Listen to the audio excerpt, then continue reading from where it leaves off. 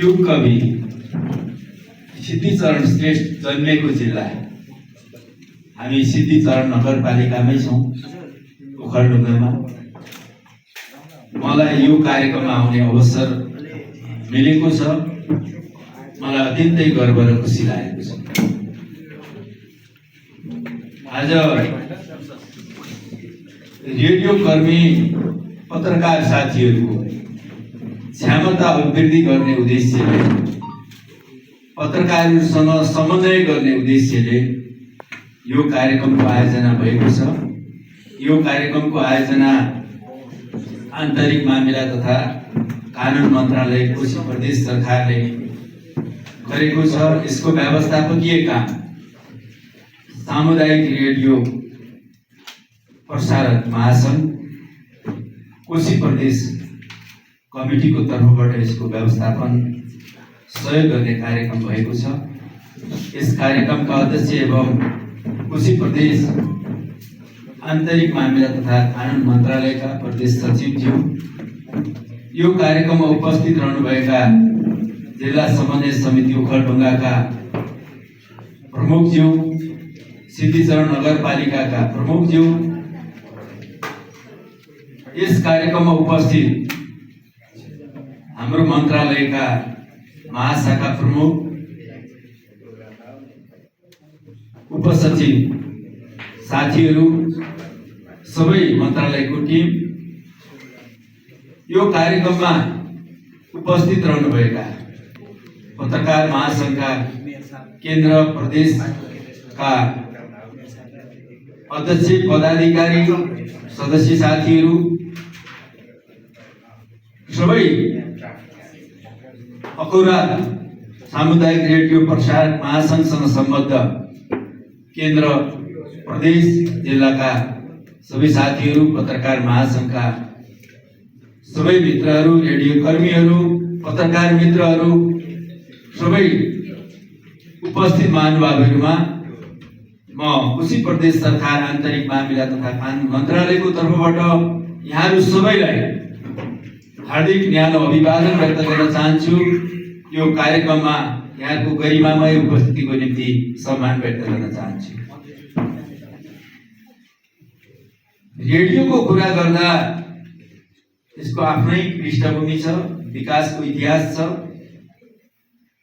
म सानो सानो छँदा 32-33 सालतिरको मलाई याद आउँछ, एकजना गाउँको छिमेकी हजुरबाले एउटा रेडियो भिरेर हिँड्नुहुन्थ्यो। त्यतिखेर रेडियो सुन्ने कुरा, रेडियोको समाचार सुन्ने, गीत सुन्ने, रेडियो सुन्ने मान्छे चाहिँ त्यो रेडियो भएको मान्छे गाउँमा निकै गण्यमान्य ठुलो हुन्थ्यो। उहाँले रेडियो भिरेर हिँड्नुहुन्थ्यो। हामी केटाकेटी उहाँका वरिपरि झुमिएर रेडियो सुन्थ्यौँ। जापानिज पानासोनिक रेडियो मिटर बटारेपछि त्यसको समाचार अथवा कुनै गीत, कुनै त्यो वेबमा टिपेपछि अब त्यसबाट हामी सुन्न पाउँथ्यौँ। त्यो जमानाबाट अहिले हामी यहाँ आइपुग्दा धेरै इलेक्ट्रोनिक मिडियाहरू धेरै विकास भए, अरू धेरै खालका चाहिँ अनलाइन मिडियाहरू विकास भए। यो पत्रकारिताको क्षेत्रमा धेरै ठुल्ठुलो परिवर्तन भएको छ। हिजोको जमानाको पत्रकारिता, त्यतिखेरको हाम्रो बुझाइ, अहिलेको यो पत्रकारिता, यसमा धेरै ठुलो फरक, फेरबदल, आकाश जमिनको फरक छ। अहिले पत्रकारिता गर्ने कुरा, व्यावसायिक पत्रकारी बन्ने कुरा, मिडिया हाउस चलाउने कुरा, त्यति चान्चुने कुरा निकै, यसमा ध्यान दिनुपर्ने, लगानी गर्नुपर्ने र प्रतिस्पर्धामा अब्बल साबित हुनुपर्ने, त्यो खालको हिम्मत, साहस र त्यो खालको ऊर्जा सहित पत्रकारितामा लागिएन भने अहिले पत्रकार बनेर बाँच्न निकै गाह्रो छ। यो हामीले बुझेकै कुरा हो। त्यसो भएर कोशी प्रदेश सरकार हामीले ढिलै भए पनि आम सञ्चार सम्बन्धी ऐन हामीले भर्खरै बनाएका छौँ। त्यो ऐन राजपत्रमा प्रकाशित भइसकेपछि कार्यान्वयनमा गइसक्यो।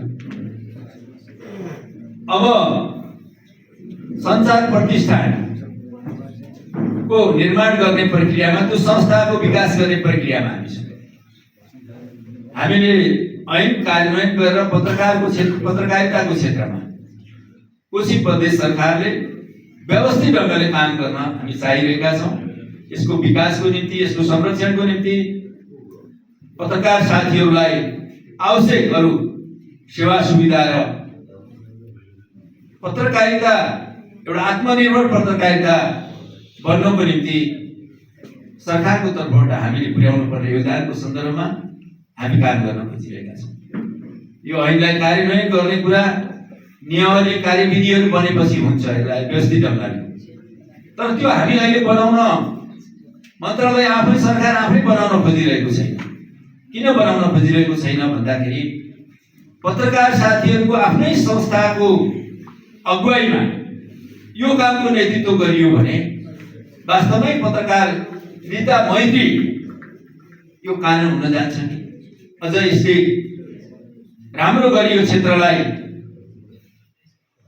अगाडि बढाउन मद्दत पुग्छ कि भन्ने हेतुले हामीले आम सञ्चार सम्बन्धी प्रतिष्ठानको गठन भइसकेपछि मात्रै कार्यविधि नियमावलीका प्रक्रियाहरूमा अगाडि बढ्दा राम्रो हुन्छ भन्ने हाम्रो बुझाइ छ।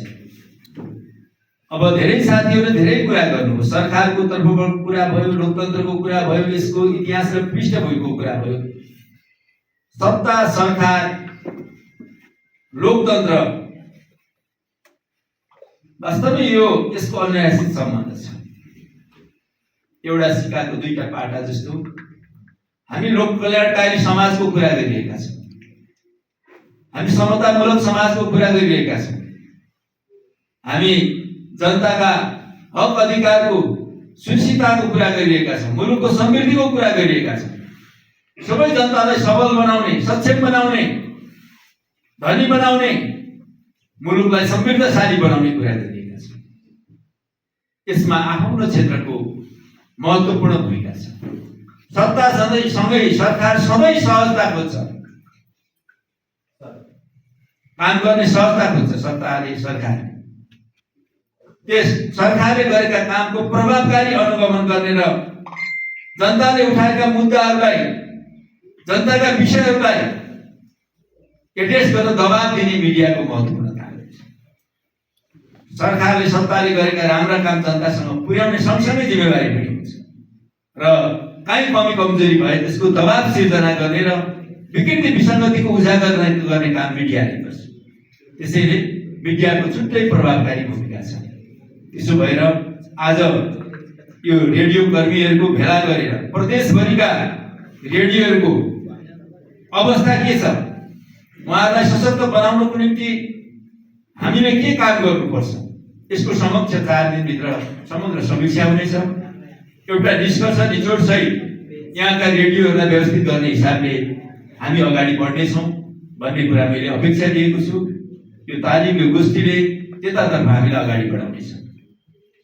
समग्रमा भन्नुपर्दा कोशी प्रदेशको यो सञ्चार क्षेत्रको विकासमा हामी योजनाबद्ध ढङ्गले अगाडि बढ्नुपर्छ भन्ने हिसाबले हामी लागिरहेका छौँ। कोशी प्रदेश सरकार लागिरहेको छ। यसलाई सहयोग गर्ने काम, यसलाई पूर्णता दिनको निम्ति आवश्यक भूमिका खेल्ने काम यही सञ्चार क्षेत्रले, मिडिया क्षेत्रले गरोस् भन्ने हाम्रो अपेक्षा छ। हामी चाहन्छौँ यो वर्षको बजेट प्रतिष्ठान गठन भइसकेपछि त्यसकै नेतृत्वमा बनोस्, तर कति समयले ल्याउँछ। यदि त्यसो भएन भने हामी पत्रकार महासङ्घ, तपाईँहरूको नेतृत्वदायी संस्था पत्रकार महासङ्घसँग बसेर आवश्यक समन्वय गरेर यो वर्षको बजेट कार्यक्रम तय गर्ने हामीले एक खालको सल्लाह गरेका छौँ र कुन कुन विषयमा कसरी जानुपर्छ। भलै हामीले बुझ्नुपर्ने कुरा के छ भने साधन स्रोतको सीमितता छ। हामीसँग पर्याप्त पैसा छैन, बजेट छैन। त्यो कोषमा त्यो खालको चाहिँ अब हामीले चाहे जस्तो त्यहाँ चाहिँ अब सामर्थ्य नहुन सक्छ। तर जे छ त्यो भएको चिजलाई हामीले व्यवस्थित ढङ्गले, योजनाबद्ध ढङ्गले कार्यक्रममा उतारेर सञ्चार क्षेत्रको विकासमा लाग्नुपर्छ भन्ने कुरा चाहिँ हाम्रो बुझाइ छ। त्यही ढङ्गले हामी अगाडि बढ्ने कुरा यहाँलाई म राख्न चाहन्छु। धेरै कुरा राख्ने भन्दा पनि आज ओखलढुङ्गाको यो भूमिमा सिद्धिचरण जन्मेको यो माटोमा प्रदेशभरिका रेडियो सञ्चालन गर्ने साथीहरू यहाँ आउनु भएको छ। यहाँको छुट्टै यस क्षेत्रको अध्ययन हुनेछ। यहाँको भौगोलिक अवस्था, यहाँको प्राकृतिक सौन्दर्यताको अवस्था, यहाँका जनजीवनको समग्र अवस्था, यहाँको विकासको समग्र चित्र यहाँले 4 दिनभरि यसो बसाइको क्रममा, डुलाइको क्रममा यहाँले अनुभूत गर्नुहुनेछ, त्यो लिनुहुनेछ। त्यो सँगसँगै यहाँका रेडियो कर्मी साथीहरूले यहाँ गइसकेपछि ओखलढुङ्गाको बारेमा तपाईहरुको बुझाइ के हो? रेडियो कार्यक्रम बन्नेछन्, रेडियोमा एउटा सन्देश प्रवाह हुनेछ, खोज पत्रकारिताको नमुना, त्यो खालको चाहिँ अब आवाज दिने खालको 4 दिनको बसाइपछिको यहाँको भूमिका रहोस्। यो क्षेत्रको विकास र समृद्धिमा तपाईहरुको पत्रकारिता जोडियोस् भन्ने कुरा म राख्न चाहन्छु। यही कुराहरू राख्दै आजको कार्यक्रम उद्घाटन भएको छ। यसले 4 दिनसम्म सफलतापूर्वक आफ्नो उद्देश्य पूरा गर्नेछ। त्यसको निम्ति यहाँहरू सबैलाई शुभकामना व्यक्त गर्न चाहन्छु र तपाईहरुका फिडब्याकहरू कोशी प्रदेश सरकारलाई, मन्त्रालयलाई तपाईहरुका फिडब्याकहरू के छन्, हामीलाई के सुझावहरू छन्, हामी ग्रहण गर्न चाहन्छौँ। आलोचना छ भने पनि यहाँलाई स्वीकार्य छ। तपाईहरुको आलोचना सहज हामी स्वीकार गर्न तयार छौँ, तर वस्तुवादी ढङ्गले तपाईहरुले विषयहरू उठान गर्नुहोला, त्यो सुझाव दिनुहोला भन्ने कुराको अपेक्षा गर्दै फेरि पनि यो कार्यक्रमको पूर्ण सफलताको कामना गर्दै आफ्नो भनाइ यहाँतिर गर्छु र यहाँहरूसँग बिदा माग्न चाहन्छु। धन्यवाद।